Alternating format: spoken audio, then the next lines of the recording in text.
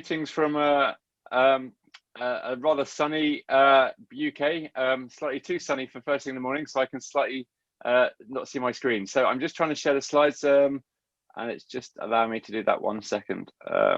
Thank you very much, everyone. Thank you very much for Binoj and the team for inviting me to speak today, and I look forward to what seems like a fascinating few days of presentations on a topic that I think is growing in significance every day and is barely out of the news. So I guess for me today, I wanted to offer you an opportunity to reflect on where we're at and some of our fundamental assumptions with regards to cyber security and cyber defense, and how I think we might need to think about changing our approaches. And I think what's really interesting is that I'm bringing this perspective to a community that I think have had to grapple with some interesting challenges about security in the past. If we reflect back to the treatment of piracy in the high seas, that might allow you to offer a slightly different perspective to other organizations. So I very much look forward to perhaps stimulating a reflection on your current approaches and a discussion as to how we might take things forward in the future. Just a quick background about myself, although it's been covered. So I'm the Deputy Director of the National Cyber Deception Lab here in the UK, which allows me the opportunity to engage with a series of technical partners, government organizations, and interested organizations who are thinking about how to improve and enhance their way of approaching the defense of their networks and the defense of their organizations. Separate to that, I also run the UK Cyber 912 Strategy Challenge, which is a student challenge based here about dealing with a cyber crisis and helping students participate and gain the experience of advising senior leaders in such strategic levels issues as a cyber attack. My day job, as previously mentioned, is as a lecturer at the UK Defence Academy, where I help our military students think about integrating cyber into military operations, or more often the case, military operations into cyber activities. Prior to my time here at the Defence Academy and the National Cyber Deception Lab, I was a defence scientist looking at enhancing our understanding of how we achieve different types of warfare, and how initially we would look at how cyber was going to change the way we went about fighting wars. And I was particularly interested in that relationship between cyber and human beings, how we understand how cyber shapes our relationships between each other and our relationships with technology. And I think the reason I gave you that background is that all of those different experiences have helped bring me to a point where when I look at cyber defense and cyber security, and I start asking myself some fundamental questions, which is what we'll come on to in this talk.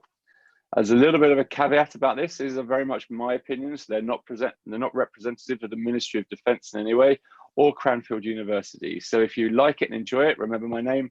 And if you don't like or enjoy the presentation, please feel free to forget it. And another caveat is that this is very much an argument that we give in the National Cyber Deception Lab to our military operators, to our military decision makers who are involved at looking at protecting and securing their own networks, military capabilities against hostile cyber threats. And I think this is an opportunity for us to reflect on the argument we give them and compare that to the arguments and the positions that you find yourself in the maritime community, to think about how you can go about defending and protecting your digital territory in this space and what that might mean. And I would be really interested in thinking about the parallels between the arguments we offer the military decision makers and the arguments that you see yourself or you find yourselves in from maritime security perspective. With regards to the presentation, I'm quite simply going to give two kind of key thrusts. I'm going to reflect on the implications of how we do cyber today and living in the age of cyber today, and what that might mean and what that reality might look like compared to how we do things. And then I'm going to reflect on, if we take those assumptions forward, what does that mean with respect to redefining cyber defense? And as you might have guessed from the title of this talk, it'll be very much focused on looking at the opportunity space that deception and using the tool of deception provides to help us be more proactive in our defense of our networks. So I do hope you enjoy it, and I look forward to some questions towards the end. So I just wanted to reflect first and foremost about the implications of living in cyber today and the age of cyber, this rapidly new evolving dimension of operating, whether it be or shaping all aspects of our lives, all aspects of how we engage. Here I am sitting in the UK, hoping that I was going to be invited to Dubai for a conference, and I'm talking to you via the wonders of Zoom. That fascinatingly, or provides an opportunity for us to connect across the world with a variety of different stakeholders and different organizations at a touch of a button. So how is that shaping what I'm doing? Well, if we think about it from a traditional defensive cyber or cyber security perspective, there's a series of models as to what this might mean. One of the most common models is the standard operating model for cyber defense. And I've taken this from UK military doctrine, which is taken again from industry standards, is looking at cyber defense as a series of different activities ranging from cyber security, the idea of doing what you need to make sure you protect all your devices and the services we access both online and offline from any theft or damage, according to the UK National Cyber Security Centre, through to incident management, which is again focused on a well-planned approach to addressing and managing a reaction after a cyber attack or a network breach has occurred, with the goal being to minimize that damage, reduce disaster recovery time, and mitigate any breach-related expenses. And then moving on to cyber resilience, the ability of the organization to come together and withstand and recover from a malicious event or a shock occurring in cyberspace. Now, these are all very, can I say, standard business operating, focused on yourself in terms of protecting your network and understanding your network and making it as resilient as possible. If you move into active and passive defense, you look at the aspects of doing things and targeting cyber operators in order to allow yourself the option of doing what you want to do, achieving your business objectives through cyberspace. Or passive defense, the idea is of hardening your network or hardening your measures, your defensive measures, in order to reduce the effectiveness of particular hostile actors who might be trying to attack your network. Again, very much in that traditional build the wall, make sure there's a tough wall around your network and stop the bad guys from getting in.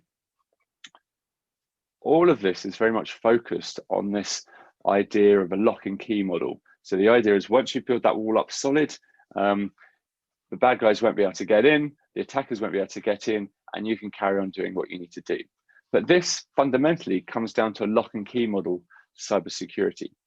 And if there is a lock and key model to cybersecurity, what happens when that wall is breached? Well, the reality is that wall is going to be breached. And if you look at most of the reporting out there, if you look at Mandiant, FireEye, they estimate an average median dwell time on the network of 78 days. Now that means a cyber operator, a hostile actor, can be inside your network on average for 78 days before they're detected or before they're dealt with. And we've had instances of cyber operators being inside networks for up to 2 years. What's quite interesting with the ransomware attack is we're seeing a much faster transition from attackers being in networks to a disruptive effect occurring. But here's an example again of where the lock and key model and that passive defending your walls as solid as you can to stop them getting in is failing. And if that fails, what should our response be? Should our crown jewels be compromised? If our key assets, our key data are compromised, what should that response be? The lock and key model only works if there is something that happens, some repercussions, some sanctions that happen to the attacker should they break inside our network. So if we are in a defensive fight, if we are in a situation of cyber defending our networks, where is the expectation of dealing with incoming attacks or unnecessary or unavoidable but very necessary collateral damage that you might have to absorb in order to continue to operate at the capacity you need to? None of these traditional approaches to defensive cyber operations really consider or approach this in a situation where you're having adversarial engagement and the idea that we're in a fight. So where does our strategy and policy allow for aggressive defense? And that's one of the questions that we come back to. If you think about the current view of cyber defense operations or cyber security operations, I've just taken the definitions that we've used before and I've mapped them against what we can do in our networks and what we can do in their networks. Now, fundamentally, the opinion is that we shouldn't be doing anything inside their networks, and that's very much classed as hack back. But actually, if you think about what we can do in our networks, if you think about this adversarial engagement like we're in a fight, there's a lot more that we can be offering to defend and secure our networks. So rather than see it as such, I'm going to use a clever bit of keynote technology. This is about as advanced as my slides get. You can see that there's an opportunity to introduce an element of proactive cyber defense in that space between active defense and what we do in our networks, and as we move towards how we might do stuff in other people's networks. Now, I'm not arguing that we should be doing hackback, but I'm arguing we really need to explore doing more than just that passive protecting ourselves against attackers, and we can be much more engaged, much more engaging and active in what I suggest we could do in cyber defense. And I think it's really interesting at this point, if you start thinking about this potential spectrum for cyber defense to include a proactive cyber defense effort, which you could argue, and I would argue, more accurately realizes the implications of the world that we're in at the moment, then proactive cyber defense moves beyond thinking about the traditional, passive, civilianized approach to cybersecurity and information assurance. And at that point, I would ask you, where do your standard activities in cybersecurity sit against this spectrum? Are you in the more traditional, passive, civilianized approach to cybersecurity and information assurance? Is it doing the job? Or do you need to consider what you might be doing in that proactive cyber defense space and how you might be doing it? Now, the question is, why would we need to do something like this? And I think that comes back to the time we're living in, the age of cyber and the age of cyber warfare. We have seen cyber become the modern day battlefield between all players, not just nation states. We've seen organized criminal groups take advantage of it, with the latest ransomware spree being a great example. We are in new and unprecedented times. We're learning how to use the internet. We're learning what cyber is all about, let alone how best to defend ourselves in it. Governments and militaries are still trying to work out how to consider cyber. We're still coming up with relatively new and fresh strategies considering what should be and should not be possible in cyberspace. Organizations are beginning to have to, and seriously have to, consider how do they represent themselves digitally as much as how do they represent themselves in the non-digital age. And they have to think about how much of their business is dependent on digital activities and technologies. You know all of this isn't me saying anything new. But what does this age of cyber warfare really mean? It means we're operating in unprecedented times, and we have to defend against the unprecedented. The Chief of the Defence Staff in the UK military has recognised that we're facing new military operational realities, efforts that cannot be understood with the traditional models of warfare that we use. And yet at the same time, the old models of operational realities continue to exist. We're still in a combatant versus competent age. We're still in an adversarial relationship. We just have new ways of achieving the effects that we want to achieve. And we no longer have the same bounding of time and space that we've had before, because cyber disrupts all this. And it's not seen as a discrete missile set, a discrete set of missile attacks between two continents.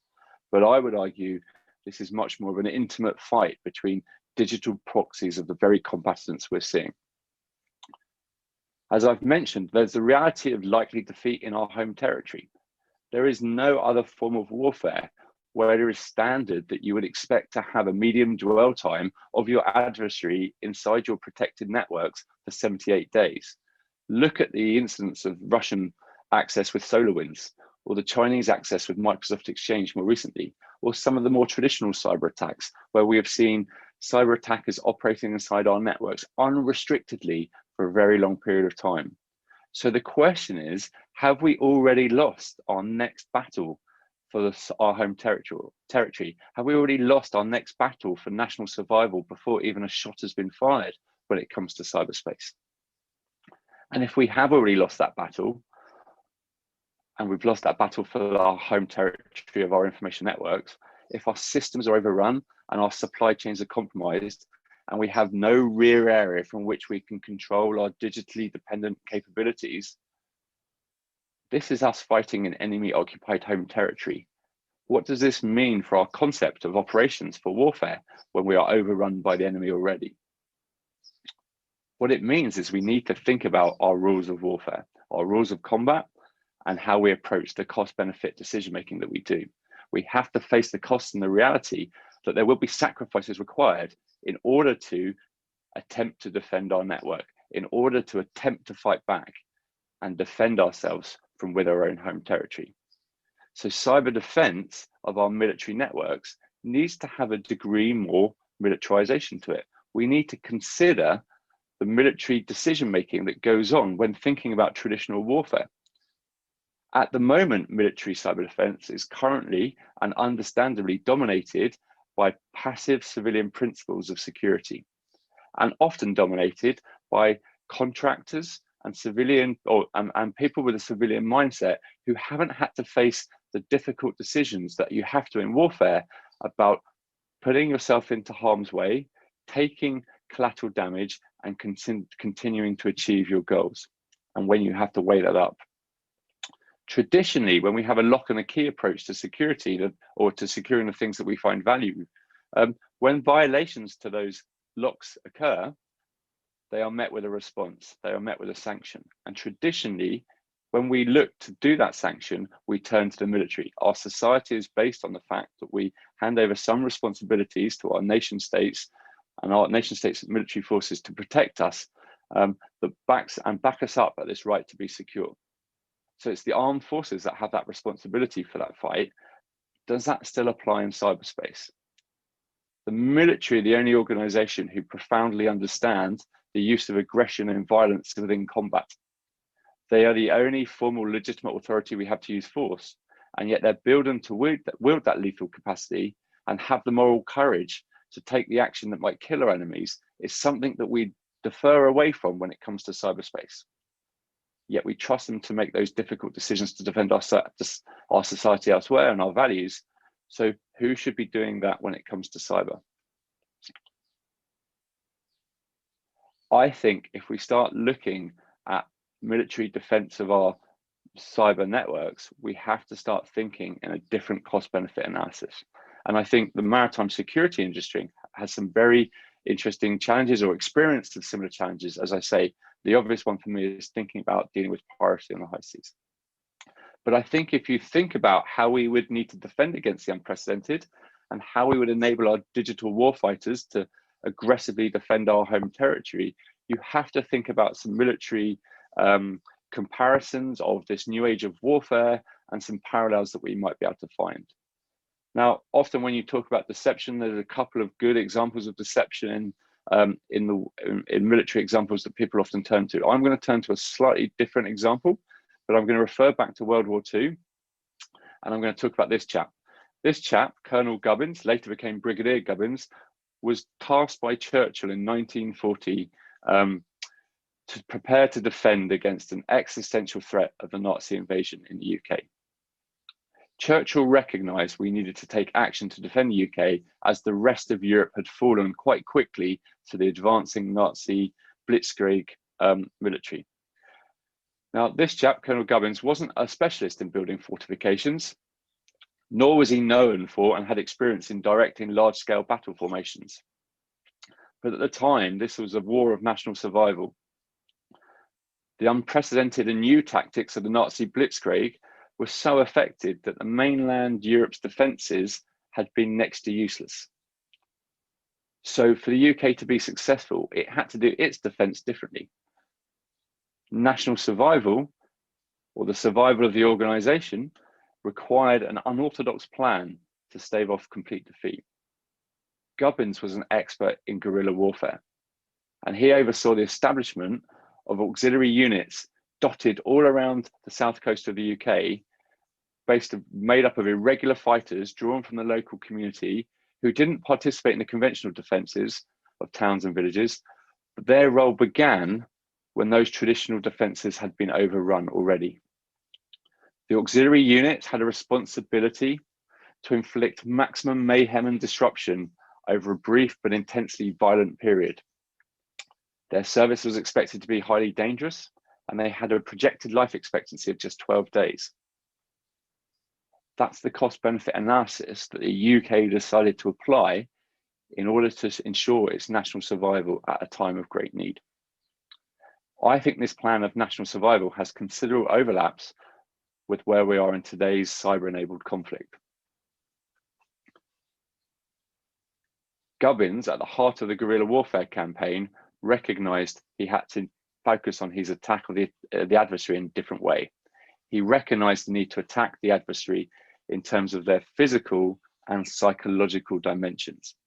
And today, I think we need to recognise that we have the digital, physical, and psychological dimensions of those attacking us that we have to deal with.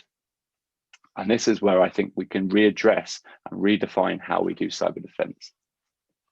And this, for me, is ultimately where the National Cyber Deception Laboratory is focused on addressing this unprecedented operational environment. If we were to defend our networks in the same way that auxiliary units defended their home soil in the Second World War, this would mean attacking the digital, psychological, and physical bodies of those that are attacking us. Rules of engagement would need to be introduced to allow our troops to deal with the threat when they came under fire. In this instance of warfare, retaliation can often unnecessarily occur before investigations are introduced to identify who is shooting at them. In the military, you have a compromise to your forward operating base, and you could use lethal force to stop the threat, if required. Yet in cyberspace, we focus on identifying the actor at a strategic political level before we choose to act. But the psychological and physical costs of this capability and the choices it brings with regards to military warfare are understood against this values and standards framework rooted in centuries of experience in warfare. And yet, at the heart of that, one consistent feature in this cost-benefit decision-making, military judgment decision-making, and the evolution of warfare in society as a whole is that of the role of deception. Deception is used by predators and prey, attackers and defenders alike. It offers a competitive and evolutionary advantage that can be seen across life on our planet, from the microbial organism through to the geopolitical stage of national interests. And this is very much focused on our aspirations. So we want to explore, and we are exploring, whether deception can offer us this vital opportunity within this new unprecedented operational space of the cyber environment. When lethal force cannot be used, how else do we achieve the objectives that we have other than through deception? Throughout history, deception has provided an opportunity to level the playing field between the strong and the weak, the nearly defeated and the victors. It offers us a tool set to engage our cyber-enabled adversaries that our bombs and bullets cannot. It provides a way for us to fight when our digital rear is already overrun. Whether you believe that might be the case now or in the future, at some point, your networks, your territory will be overrun by someone. So how do we bring deception into the fight? What does deception in cybersecurity look like? Deception is all about creating in the errors in the sense making of our adversaries. Sense making is that executive processing of information inside our heads to generate action. Bluntly, it means what's going on, what does this mean, and what should I do about it? So the purpose of using deception is to get the attackers to act in a way that suits our purposes and not theirs. Traditionally, this cognitive attack surface is well considered and understood by military commanders when thinking about planning traditional military operations, including deception. However, in today's operational environment, we have to take into account the fact it extends into the synthetic and the virtual elements of the information systems and the networks they rely on. If you think about it in that way, cyber becomes warfare, or the cyber elements of warfare simply becomes a proxy battle between various different combatants. If we need to strike at the sense making of the attackers, we have the opportunity to strike at the sense making of the attackers themselves and the attack systems they deploy, because they are interfacing with the internet or the information technology or the network in the same way that we are. So we need to reframe this cyber adversarial relationship. We need to move away from this perspective of cyber as a geopolitical standoff between nation states across the ocean, and we need to see it as a series of intimate knife fights with feints and disabling strikes in one direction and use of deception, stimulation of our adversaries as a way of achieving behavior change. Cyber deception is soon going to be the central component of an inevitable arms race. But this arms race won't be won in the traditional way of stockpiling capability and threatening its potential release, like we saw in the Cold War with nuclear missiles. This is because there is no defensible rear area to store and hide the capabilities in. We cannot afford to hide 0 days that might get stolen overnight. So this means our cyber deception capability will have to be constantly developed and constantly spent. This will lead us to a context where cyber deception will be expected. It won't be a surprise, which in itself is actually a strength, not a weakness. The enemy's potential expectation of deception in warfighting goes back as far as the concept of warfighting itself. If the enemy expects to be deceived, this expectation can be manipulated to achieve even more positive attack effects for the defender. For those that seek to attack our future military networks, or in your instance, maritime networks, nothing will be what it seems. There will be no aspect of a network combat infrastructure, whether a deployed headquarters, a naval frigate, a bomber, which will not carry some form of deceptive asset, and therefore the potential to displace, disrupt, or even, if needed, deliver a reciprocal strike back could be there. And that reciprocal strike back isn't hack back. That reciprocal strike back is in the perception and the understanding of the attacker that something might happen to them and that some sanctions will occur. What does this mean for cybersecurity when we look at redefining it with a cyber defense mindset? How can we bring this military sense of warfare and maneuver into cybersecurity?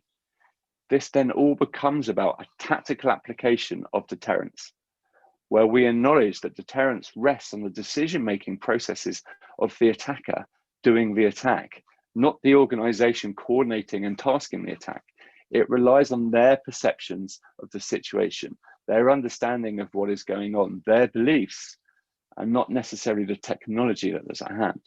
It presents us with an opportunity to make them believe there is a guardian present who might cause consequences to them, which might cause them to get hurt. This fear of consequences is a different way of engaging the attacker than how we currently plan our cybersecurity. If they recognize there are consequences and there are sanctions in response to their actions, then we have a psychological component to exploit of our attackers. And they are fundamentally walking into our cognitive booby traps. No longer does deception just relate to the tools and technology currently being used to honeypot our attackers so that we can learn more about them or gain intelligence on their tactics and procedures. No longer is deception about having a highly camouflaged sensor detecting when they might be attacking or progressing through our networks. Deception offers so much more than this. Deception in this age is about disrupting our attackers' sense-making, undermining their trust in operational outcomes, just like the CIA did with the Soviets in the 1980s. The Soviets had to call into question all of the material they had acquired from a Line X operation that was stealing research and development data and intellectual property. They had to do that not when they were doing the operation. They only had to do that when somewhere in the middle of Siberia, a pipeline exploded. And that pipeline was built on compromised data that they had stolen from the US.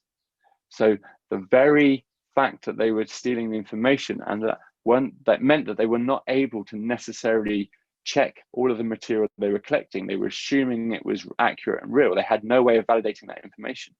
And then something went bang, that not only caused them to question about whether the pipeline was built right, it caused them to question that if they had been compromised in their attack and that the CIA had known they were doing and had poisoned the data, then what else had the CIA poisoned out of all the information they had collected? So this massively caused them to question the value of what they were achieving.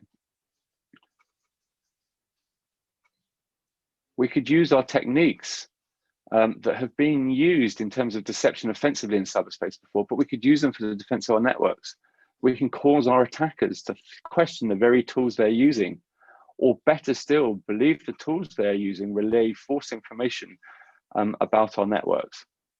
And if you think about Stuxnet in 2010, the famous cyber attack on the Iranian uranium enrichment facility, The scientists were showing the material on the centrifuges, the data on the operating system, and it showed the centrifuges were spinning at the correct speed, when in fact they were being spun differently. So their telemetry, their systems were relaying the wrong information to them, which made them trust the device continuously, even though the system was falling over.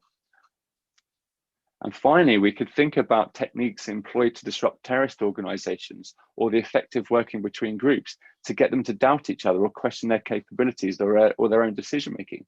The shadow brokers in 2016 released a series of capabilities that had previously only been owned by the US National Security Agency. And as they did that, they started calling out and identifying former members of the NSA who are now working in the cybersecurity environment. That individual became fearful for his life. They knew who he was, they knew where he lived, and they knew where his family lived. Was he really going to be making effective decisions at any time at that point when he was worrying about what was going on with his family?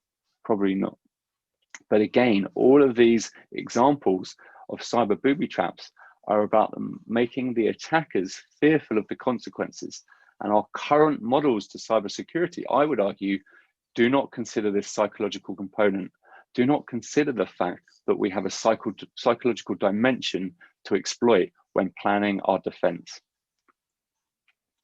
If we announce publicly that deception assets were used and deployed to defend our network, what would that mean? How would it shape an attacker's expectation of what was going to happen? The National Security Agency in the US has a study that shows if you tell an attacker there might be deception being deployed, they spend longer checking certain assets to see if they are decoys than they would do if they didn't get told that. And they don't touch some aspects of the network because they look too fake, and they generally question everything more. And that's even if you've got no deception assets deployed on network, you have an effect on their decision making. What if we thought about advertising our deceptive or use of deception? We have no qualms about advertising our force protection capabilities to deter attackers from having a go at us when deploying military kit into the physical domain. And I think there's some obvious parallels here with regards to the use of armed guards on ships during piracy incidents. So why wouldn't we be doing the same in the digital domain? We put little black boxes on our vehicles to protect them from electromagnetic threats. And sometimes we put little black boxes on our vehicles that contain nothing in it, just to confuse the adversary again. So what would be the equivalent of doing this in cyberspace? How do we get the enemy to question everything when they are considering the attack of our domain and our networks? In the future, deception will be ubiquitous. Deception will be everywhere. There will be an assumption that every asset will be part of some deceptive strategy, or will have some deceptive defense integrated within it. If this is the case, then we will be in a much more attritional field to cybersecurity than we currently are. And it will no longer be about building those fortifications up and letting the bad guys in, or not letting the bad guys in rather. It will be about anticipating the fact that they're going to get in no matter how big our defenses are, and then laying defensive postures and fortifications that will affect the adversary. It will be about burnable defensive capabilities used to get the adversary to do what we need them to do. In an age when it's not about kinetic, in the age when the domain we are fighting in is artificial and man-made, where the fundamental principles of time, space, and physicality no longer apply, the only way we can achieve an effect is through the manipulation of our attackers' sense-making and understanding of what's going on. And that is by default deception. And this is the future of cybersecurity, and more importantly, the future and the heart of cyber defense. So if I'm talking to the Ministry of Defense, no one else is going to come to help them. They are the last line of defense. They have to take the necessary measures to protect their own networks. But doesn't the same apply to you? There is no Ministry of Defense, no cyber army that is going to come and protect you. We've identified opportunities, drawing the piracy example again, where we've looked at establishing international coalitions to protect commercial shipping traveling through high-risk areas. Do we do that in cyberspace? For the MOD, this is the perspective we're offering them, and we're getting them to challenge or identify the challenges they face with regards to this. I would be really interested to hear your thoughts as to how similar or consistent this challenge is to the operating space that you're dealing with regards to maritime security. What's worse is that if you're a commercial organization, no one is going to come and help you. There is no law and order in cyberspace to protect you. You can't just lock the door. You have to find a way of fighting to defend your networks. You have to find a way of relying on some form of private justice in cyberspace. And that involves the fact that you're going to have to do some fighting. And fighting in cyberspace is through the use of deception.